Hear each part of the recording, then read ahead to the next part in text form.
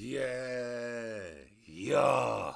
It should play a part now to the Q, my dog. Damn, I won't throwing up head like I was throwing up blood. Like I was throwing up, I was not throwing up brim. I was not throwing up brim.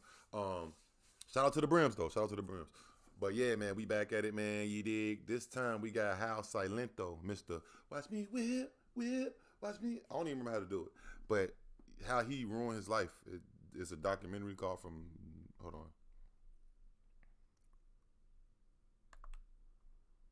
Nickelodeon to Murd. That word. You know what's crazy? I just looked up that Whip Nene song right now before I even looked at this video. Where it popped up once I typed Silento in, or is it Silento? Silento. Man, he got 1.8 billion views on that song, bro.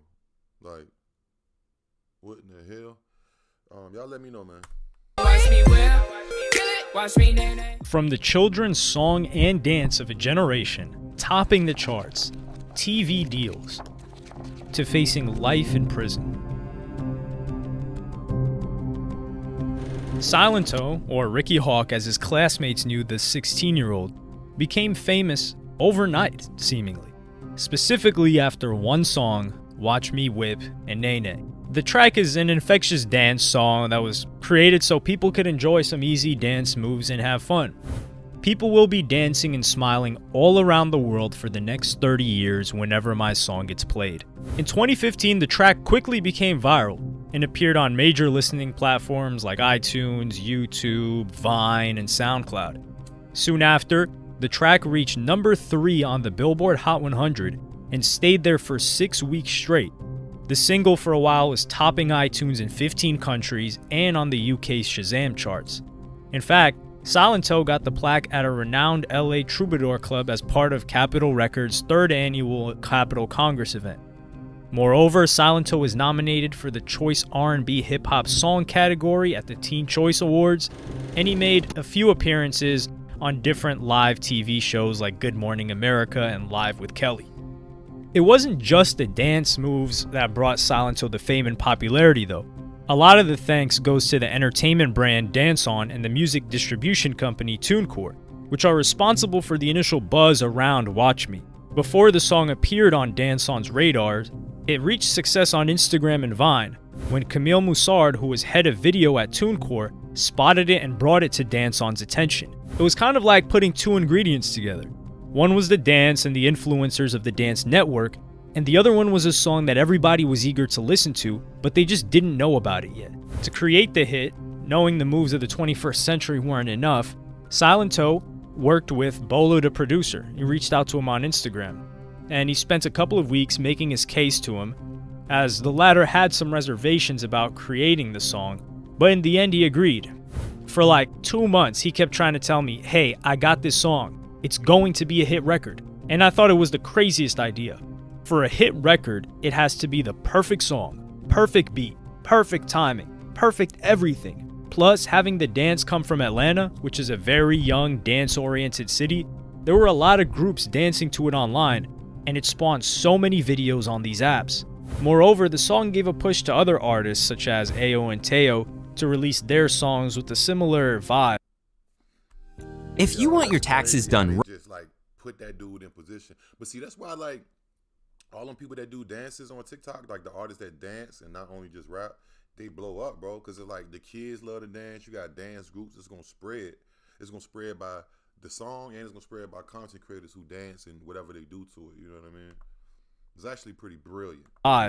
Although none of them had the same potential to be the next viral craze.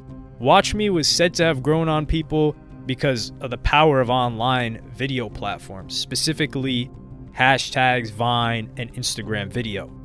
While still being in school and getting famous, Silento said in an interview, after Watch Me blew up, the kids who were always disrespectful to me in school began to show respect and say, "What up?" to me when I would see them in the halls. Fame in high school was a blessing since the music kept me focused on working on my craft as an artist, which is what makes me happy. It was a distraction to any negative energy that had come my way. And then continued about important lessons he made while being that famous among his peers. This nigga was actually famous in high school, bro. That's like a dream come true. Don't everybody want to do that? Like, I ain't know that. I wouldn't even would have went to the same school no more. No cap. That song got super big, bro. Years. I learned that if you put in the work, believe in yourself, and ignore the noise or pressure to stop doing what you're doing and putting in the work, respect, success, and happiness will come. I always kept that positive mindset and smiled at everyone at school in the hallways, still saying hi to those who doubted me because there's no reason for any hate out there. I want everyone to win and be happy. However, at the same time, fame at such a young age taught me not to trust anyone, follow through with my word and live my life the best way I'd want to create for myself. Need to keep going through those hurdles and do what you want to do because at the end of the day, you're in control. While it seems that being successful at a young age can bring a lot of good, it didn't seem to be all roses and sunshine for Silento, because he went through some struggles with mental health and even took a break from performing and composing to focus more on his mental well-being. In 2017, the chain of legal issues involving Silento started. The very first episode was when Silento would not leave the UAE or the United Arab Emirates due to a business dispute. The grounds of the dispute were that Silento did not show up for the two shows that he had to perform at Al Ain and Abu Dhabi on the 18th of February. As the owner of event organizer Mackie Entertainment, Mackie Taj El Sir Abdul Halim said, "He didn't show up. I just wanted to get my own money back. I don't want to ruin his reputation." Abdul Halim wanted to recover performance fees, travel, and marketing costs, which were estimated at 300,000 dirhams or $81,500. The court ruling ordered Silento to pay the said amount of money. On the 20th of February, a travel ban was placed on Silento, and he was commanded to surrender his passport to the court until the money was paid off. Hold on. Was that a boy riding on that jet ski with him? What in the heck? Oh, was he, Fees, travel, and marketing costs, which were estimated at 300,000 dirhams or $81,500. The court ruling ordered Silento to pay the said amount of money. On the 20th of February, Is that the homie? Oh, he in Dubai riding on with the boys? I'm gonna leave it alone. a travel ban was placed on Silento, and he was commanded to surrender his passport to the court until the money was paid off. A representative of Silento in the Middle East, Jenna Kadum, stated that the allegations were in question and in fact the promoter himself was guilty of not living up to his end of the deal. Silento did not cancel any shows at all. The rapper only learned of the travel ban against him on Wednesday. There was no comment from Jenna on whether Silento handed in his passport or not. The US Embassy in Abu Dhabi did not comment on the matter either. Silento became aware of the legal issues early Thursday when he finished his show in a Dubai nightclub. "I can't even leave the UAE, but I'm still in the club." In the late hours of Wednesday, Silento posted a link to his Twitter page encouraging fans to donate to his fundraiser, Free Silento, so that he could return to America again. After that, in 2020, two arrests followed each other. The first one was on August 28th when Silento was booked in Santa Ana for inflicting corporal injury on a spouse or a cohabitant in a domestic violence incident. He was charged with a felony and posted bond, but was released on the same day. After that, Hold on, let me read that. So it says a 22, damn it, y'all, my bad. A 22-year-old rapper, best known for his 2015 song "Watch Me Whip," Nene, was arrested twice last week in separate assault incidents. Once in Santa Ana and the other time in San Fernando Valley. Shout out SFV and shout out Santa Ana. Shout out all my West Coast family, man. Be back real soon. On Friday, August 28th, Richard Lamar Hawk, known as Silento, was arrested in the 100th block of East MacArthur Boulevard after Santa Ana police received a call for a domestic disturbance about 3:25 in the morning. After speaking with the victim and suspect, Hawk was arrested and booked on suspicion of inflicting corporal injury on a spouse or cohabitant and released. The next day, about 1:50, police received a call about a suspected burglar from a homeowner in the 12700 block of Albert Street in Valley Village, said officer. Hawk had walked into a stranger's home Hawk had walked into a stranger's unlocked home, said Ricardo Santiago, a spokesman. The homeowners told police Hawk went into the home looking for someone. When he was told the person that lived there, he removed a hatchet from his waistband, raised it up, and began walking toward the homeowners, who yelled that they have a gun. A friend of Hawk's walked in and repeated that the person he sought did not live here, and the two men fled. The friend drove Hawk 2 blocks. Damn, he got some. Silento had some shit going on, man. That's crazy. With a felony and posted bond, but was released on the same day. After that, things got a bit weird because the internet, specifically Twitter, suggested that Silento's girlfriend allegedly leaked very private photos of Silento's behind that What many users the hell?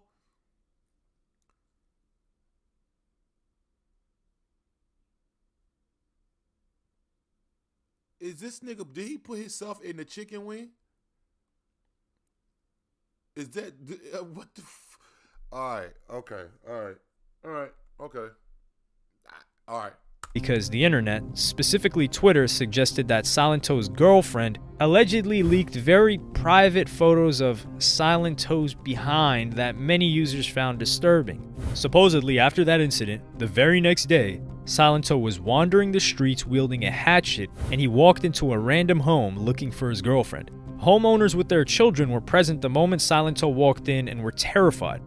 But one of the homeowners had a gun and was able to stop Silento. Luckily, nobody was harmed. In a few moments, Silento's friend came to the house and informed the rapper that he was at the wrong place. So together they took off. But LAPD officers chased Silento a block from his home and booked him and charged him with 2 counts of assault with a deadly weapon. He was taken into custody and posted bail of $105,000. In 2 months, Silento was arrested again, but this time it was for speeding in DeKalb County, Georgia. He was pulled over by a police officer at 3 a.m. for driving at 143 miles per hour. From his white BMW, Silento insisted that he didn't break any laws, and stated that firstly, he was driving at such a speed because he didn't want to be chased by fans, and second, if there are like 10 cars following me, I can do 143 because I'm not a regular person. And you could go and look on your computer, and it would tell you that. What the hell is wrong with you, Silento? But Silento was arrested again and held at DeKalb County, where he was informed of several charges and was later released on bond. The charges included speeding, reckless driving, failure to maintain the lane, and improper stopping. It was January 21st when police officers responded to the call in the residential area in DeKalb County, Georgia. The witnesses said something about hearing gunshots. When the police arrived at the scene, they found Frederick Roots bleeding on the street from being shot in the face and the leg. In no time, the face? He was pronounced dead at 3 a.m.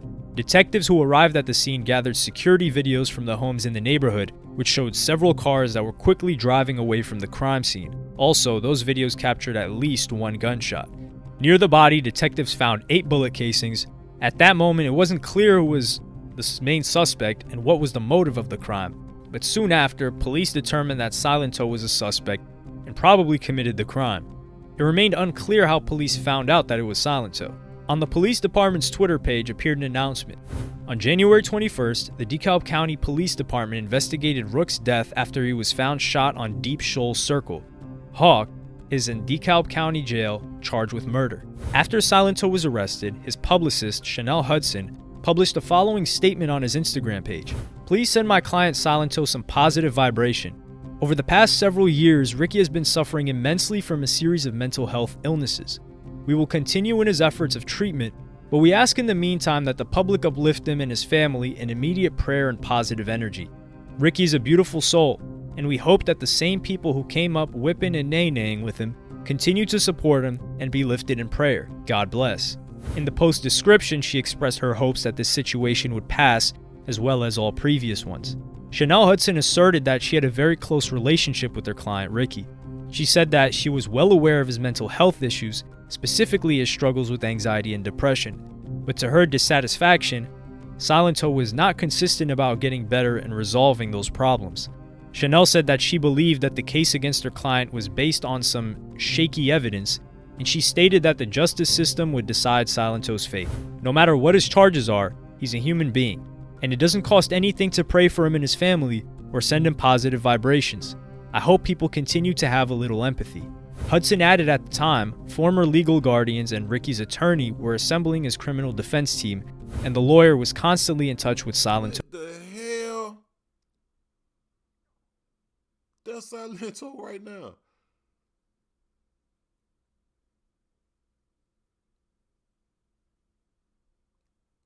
I might need to interview Silento. I'm gonna look him up. I'm gonna write him. In jail. Moreover, Chanel Hudson explained that in the last couple of years, presumably from the appearance of the first legal problem, she was trying to humanize Silento.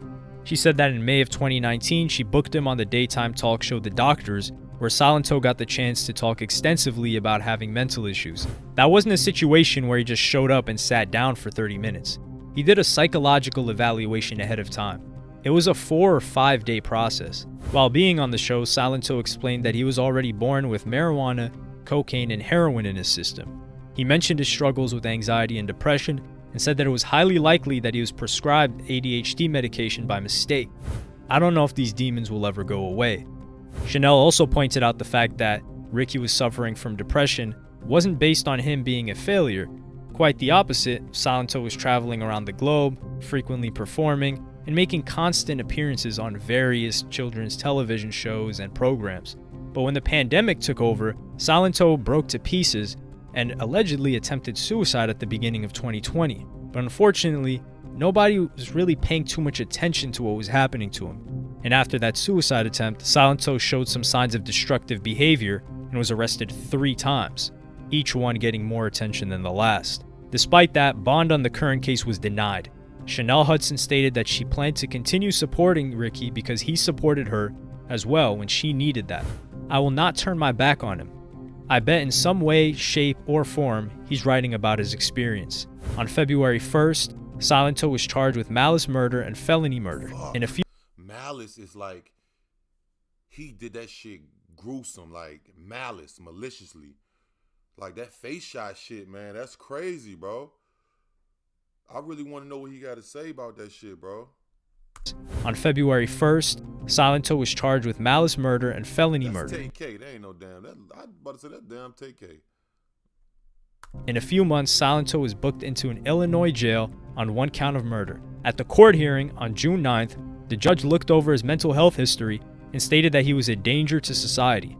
Prosecutors on the cases stated that Ricky's grandparents wished their grandkid would stay in prison to prevent him from being a threat to himself and other people. And on August 3rd, he was indicted on charges of malice murder, felony murder, aggravated assault, and possession of a firearm while committing a felony. His trial is yet to begin, and he has not yet taken any guilty plea. But it's one shocking turn of events that the man who created one of the biggest children's songs of the last decade is now facing life in prison at the young age of 24. Fuck. Whoa. Shit, bruh. The whip Nene, nigga?